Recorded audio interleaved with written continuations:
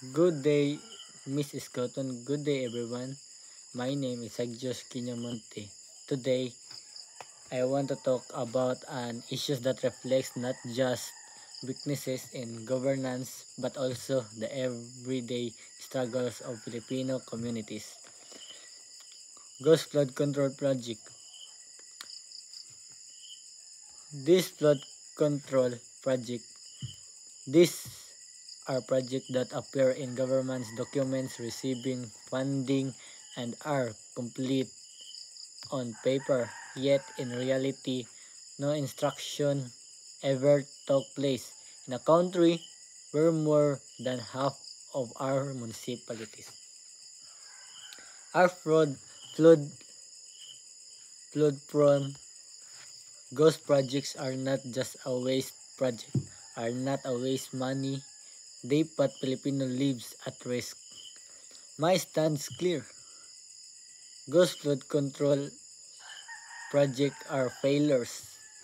Governance and failures or of moral responsibility, and they must be addressed immediately. Understanding ghost, ghost flood control project usually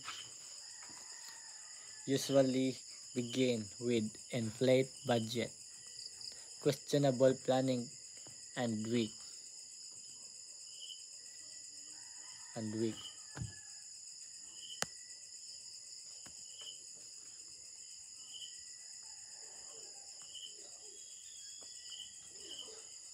The Commission on Audit has uncovered numerous cases where flood control structures were either substandard and unnecessarily located in low-risk areas, or worse, completely non-existent. This leads to communities being left vulnerability during heavy rains and typhoons. While official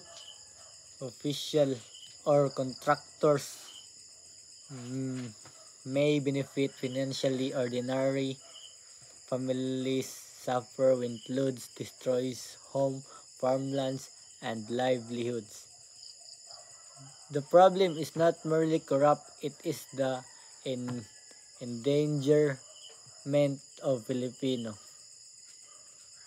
The issue is especially relevant today because the Philippines is experiencing more intense typhoons and unpredictable weather patterns due to climate change.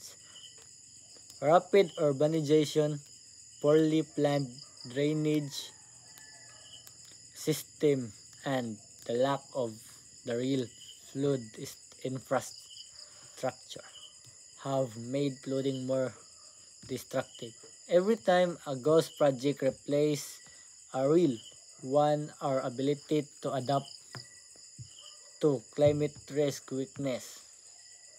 These missing structures have been the dikes, drainage system, or rail walls that protect communities from disaster. Flood control cannot be optional. It is the necessity for survival. And also, flood control funds must protect people, not political interest. Ghost project must not be treated as harmless. Oversights are technical errors. They represent corrupt that directly harms the public when officials allow ghosts. But also guys, my recommend and proposed solution is to address this issue. We need both to systematic reform and active public involvement. First, the government should create the policy accessible flood control map dashboard where citizens can see the location, progress, and completion status of every protect nationwide.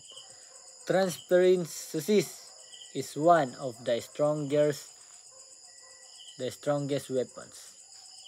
Verify if the project are genuinely being built.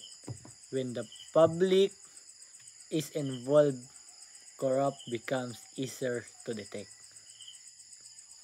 Third, COA finding must lead to real accountability. Agencies that fail to act must face consequences. And contractors involved in ghost project must be punished and required to repay misused funds. Fourth, flood control budget should be allocated to high risk areas first, ensuring that vulnerability or vulnerable communities are not left behind. Lastly, LGUs and communities must work together through open consultant endorsing flood-related correct replacements and implementation. Silver lining, strong ending, despite the seriousness of the problem, more and more Filipinos today are becoming watchful, are informed and outspoken corrupt, corrupt. The exposure of ghost projects has awakened a stronger sense of accountability in our society. This gives us hope that change is possible. Ghost flood control project may reveal the worst in governance, but they also reveal the best in the Filipino. People are resilience, our vigilance, and our willingness to fight for what is just. And so I end with this message. Floods may be natural, but ghost projects are man-made. If they are man-made, they can be stoned. Let us use our voice, our vigilance, and our